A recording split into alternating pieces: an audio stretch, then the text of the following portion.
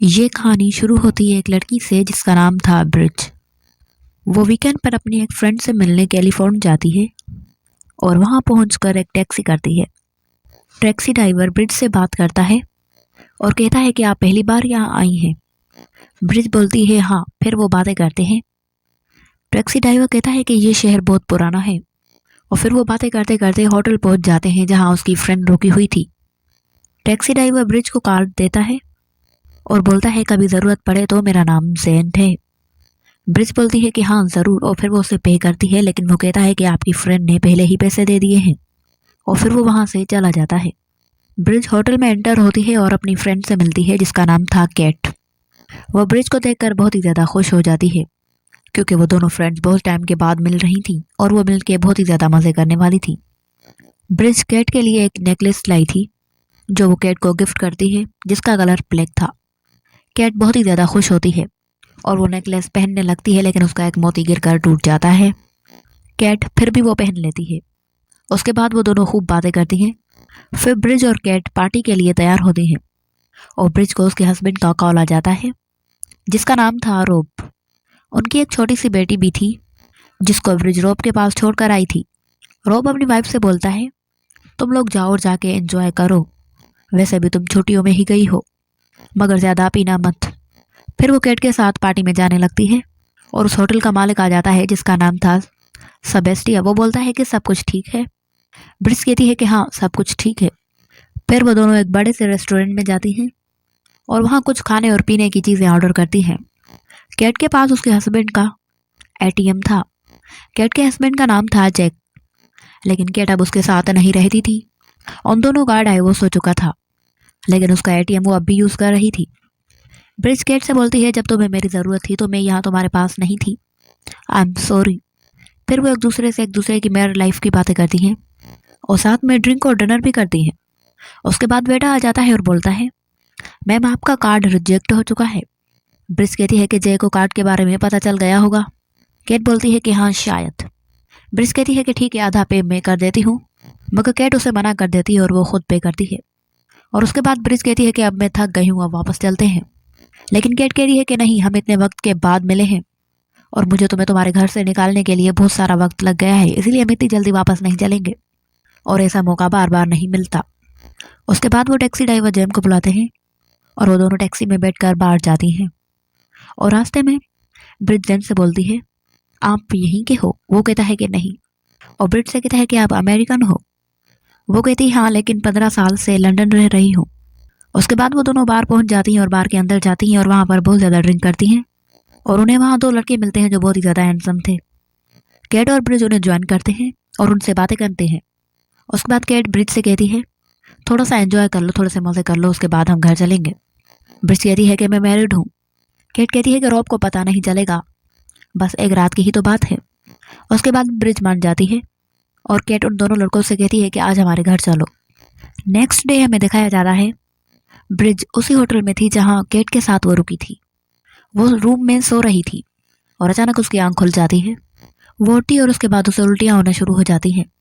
वो बहुत ही ज़्यादा वीक फील कर रही थी और उसके बाद वो कैट को ढूंढने लगती है, लेकिन कैट वहाँ नहीं होती। वो कैट को पूरे होटल में ढूंढती है और उसे कॉल करती है और ना उसकी कॉल पिक करती है ना उसे मिलती है।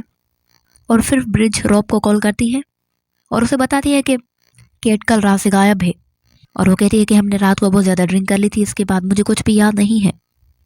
रॉब कहता है कि वो तुम्हारे साथ मजाक कर रही होगी, वो ज़रूर वापस आ जाएगी, तुम परेशान मत हो।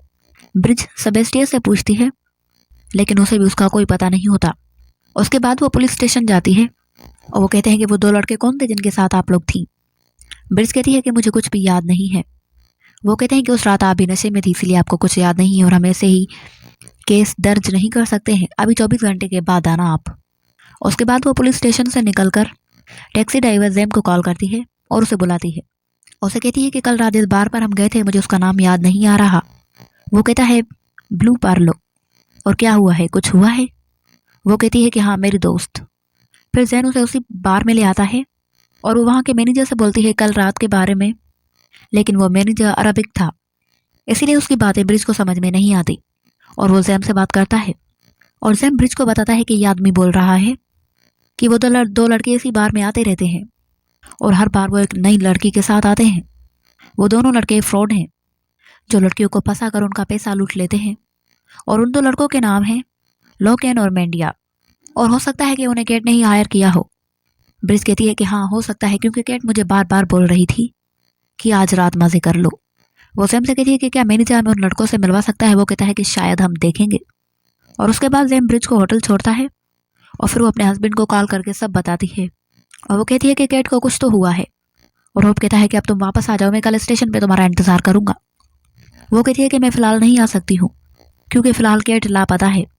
वो कहता है कि ठीक है। उसके बाद वो कॉल कट कर देता है और ब्रिज इंटरनेट पर उन दोनों लड़कों की पिक देखती है और वो जैम को बताती है। और जैम कहता है कि मुझे भी उन लड़कों के बारे में पता चल गया है, मैं उन दोनों को कॉल करके कॉफी शॉप पे बुलाता हूँ। और कहता है कि मैं उन्हें किसी काम के लिए हायर करने के लिए बुला रहा हूँ जिससे उन्हें हम पर शक ना हो। उसके बाद ब्रिज और जैम कॉफी शॉप पर वेट करते हैं और जैम ब्रिज से बोलता है तुम उसे कैसे मिली थी। वो कहती है मैं स्टडी करने ईरान गई थी और वहाँ मुझे केट मिली थी और उसी ने ही मुझे मेरे हस्बैंड से मिलवाया था।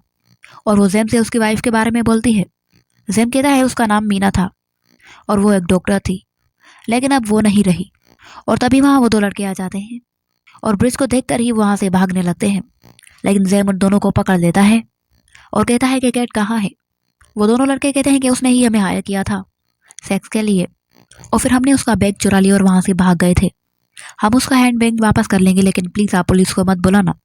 फिर वो केट का हैंड बैग वापस करते हैं और जैम उन दोनों को छोड़ देता है। ब्रिज कहती है कि मुझे ड्रग्स दिया गया था क्योंकि मैं इतने नशे में थी कि मुझे कुछ भी याद नहीं आ रहा। जैम उसे कहता है कि मेरा नाम नहीं लेना, नहीं तो मैं इन सब के बीच में फंस जाऊंगा। वो कहती है कि तुम बेफिक्र रहो। फिर वो बैग लेकर सीधा पुलिस स्टेशन जाती है और एक लेडी पुलिस ऑफिसर को बताती है कि कल भी मैं यहाँ आई थी रिपोर्ट दर्ज करवाने के लिए, लेकिन मुझे पुलिस ऑफिसर प्रवेश ने कहा था कि यहाँ पर अब नहीं दर्ज हो सकती रिपोर्ट, क्योंकि 24 घंटों के बाद ही रिपोर्ट दर्ज होती है।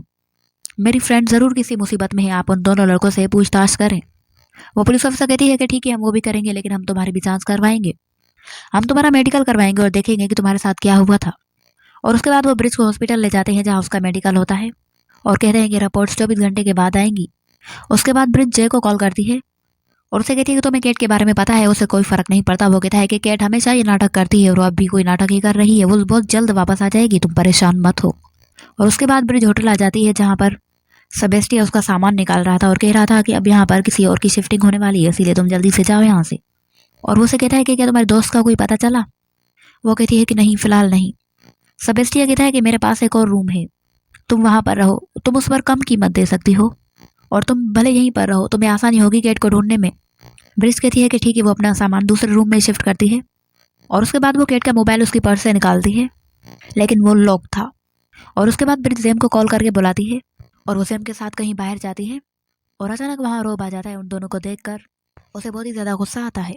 ब्रिज कहती है कि तुम अचानक से यहाँ कैसे आ गए। वो कहता है मैं कल से तुम्हें मैसेजेस कर रहा हूँ कि मैं आ रहा हूँ, लेकिन तुम कोई रिप्लाई नहीं कर रही, और ये कौन है तुम्हारे साथ। वो कहती है कि ये एक टैक्सी ड्राइवर है जो मेरी बहुत हेल्प कर रहा है। उसके बाद सैम कहता है कि ठीक है अब मैं चलता हूँ और वो वहाँ से चला जाता है। और उसके बाद ब्रिज रोब को होटल ले आती है जहाँ वो रुकी हुई थी। और उसके बाद पुलिस स्टेशन से ब्रिज को कॉल आती है। वो रोब के साथ वहाँ जाती है और वहाँ वो उसे कैट की डेड बॉडी दिखाते हैं जो उन्हें दरिया में मिली। ब्रिज बहुत ही ज़्यादा रोती है।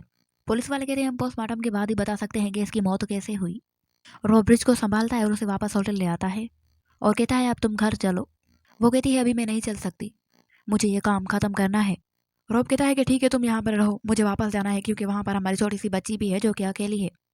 और फिर वो वहाँ से चला जाता है। नेक्स्ट डे ब्रिज पेविश पुलिस ऑफिसर के साथ एक एक बार फिर लाश तलाश देख करने जाती है। वो पुलिस ऑफिसर कहती है मुझे एक आखिरी बार गेट को देखना है। वो कहता है कि ठीक है। उसके बाद वो गेट को दिखाता है। वो ऑफिसर पेविश से कहती है कि क्या आप कुछ दिन टाइम के लिए बाहर जा सकते हैं, मैं इसे अकेले में देखना चाहती हूँ। वो जैसे ही बाहर चला जाता है ब्रिज गेट का मोबाइल निकालती है और वो गेट के फेस से उसे अनलॉक करती है। और फिर वो ऑफिसर से कहती है कि मुझे वॉशरूम जाना है। और वो वॉशरूम जाती है और वहाँ मोबाइल में चेक करती है और उसे मिलते हैं कैट और रॉब की चैटिंग। वो देख के हैरान थी कि उसकी दोस्त उसके हस्बैंड को लाइक करती थी, उसे बातें करती थी। वो बहुत ही ज़्यादा रोती है और तभी मोबाइल उसके हाथ से गिरकर टूट जाता है। वो ऑफिसर पेविश के साथ पुलिस स्टेशन जाती है जहाँ उसे बताया जाता है कि कैट ड्रग्स लेती थी या तो उसे दिया गया था। वो दोनों लड़के जिन पर मर्डर का इल्ज़ाम था वो खून के वक्त वहाँ मौजूद नहीं थे।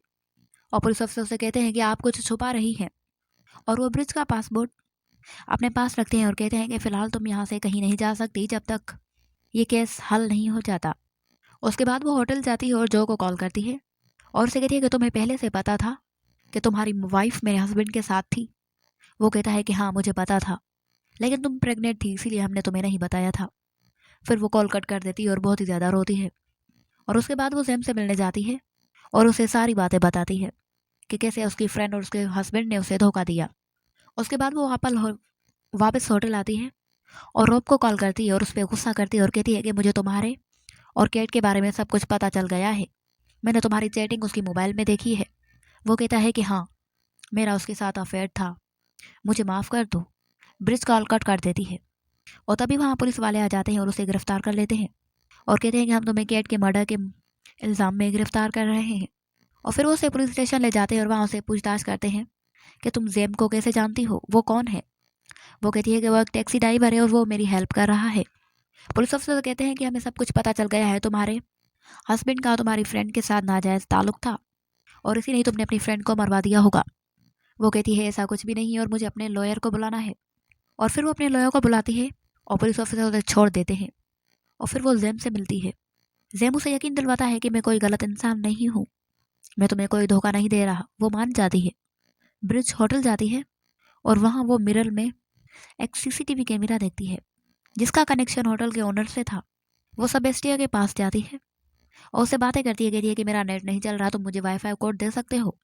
वो कहता है कि मैं कहीं बाहर जा रहा हूँ और उसे अपने रूम की दे देता है। वो जैसे ही चला जाता है वो जल्दी से उसके रूम में अंदर चली जाती है और वहाँ वो पूरा सेटअप देखती है। होटल के हर कोने पर सीसीटीवी फुटेज लगा हुआ था और वो उस रात का फुटेज देखती है जिस रात कैट गायब हुई थी। वो देखती है कि कैट और ब्रिज उस रात उन दोनों लड़कों के साथ घर आई थी। ब्रिज बिल्कुल बेहोश थी। वो दोनों लड़के उसे रूम में सुला देते हैं और कैट उन दोनों लड़कों के साथ पूरी रात होती है। फिर वो दोनों लड़के उसका हैंडबैग चुरा कर भागते हैं। कैट भी उनके पीछे जाती है और वो एक कार से लिफ्ट लेके वहाँ जाती है और तभी सबेस्टिया वापस आ जाता है। ब्रिज कहती है कि तुमने ये बहुत गलत किया है, तुमने हर जगह सीसीटीवी कैमरास लगा रखे हैं, यहाँ तक कि वॉशरूम में भी। सबेस्टिया कहता है कि ये सब कुछ बस सिक्योरिटी के लिए है और कुछ भी नहीं। ब्रिज उसके सर पर वार करती है और वो बेहोश हो जाता है। वो जल्दी से होटल से बाहर निकलती है और जेम बाहर खड़ा हुआ था, वो उसके साथ कार में बैठकर कहीं चली जाती है।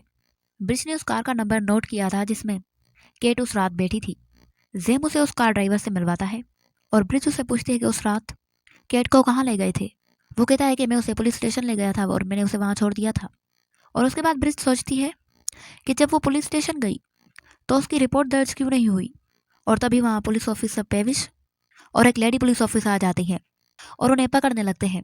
ब्रिज जेम के साथ भागने लगती है और उसके बाद वो ऑफिसर पेविश से कहती है तुमने ही मारा है मेरी दोस्त को, क्योंकि कैमरा में तुम्हारी कार थी, तुम ही उसे वापस ले आए थे और जब वो रिपोर्ट लिखवाने आई थी तो तुमने ये बात किसी को नहीं बताई थी। ब्रिज कहता है कि तुम पागल तो नहीं हो गए। पेविश उसे पकड़ने की बहुत कोशिश करता है लेकिन वो उसे पकड़ में नहीं आती। वो उसे कहती है कि उस रात तुम ही थे, तुमने ही उसे मारा है, वो तुम्हें पसंद आ गई थी, जब उसने इनकार कर दिया था तुमने उसे मार दिया। वो कहता है कि तुम पागल तो नहीं हो गई हो और वो उसे पकड़ लेता है और उसे मारने लगता है, लेकिन खुद एक बड़े से गड्ढे में गिर जाता है और मर जाता है।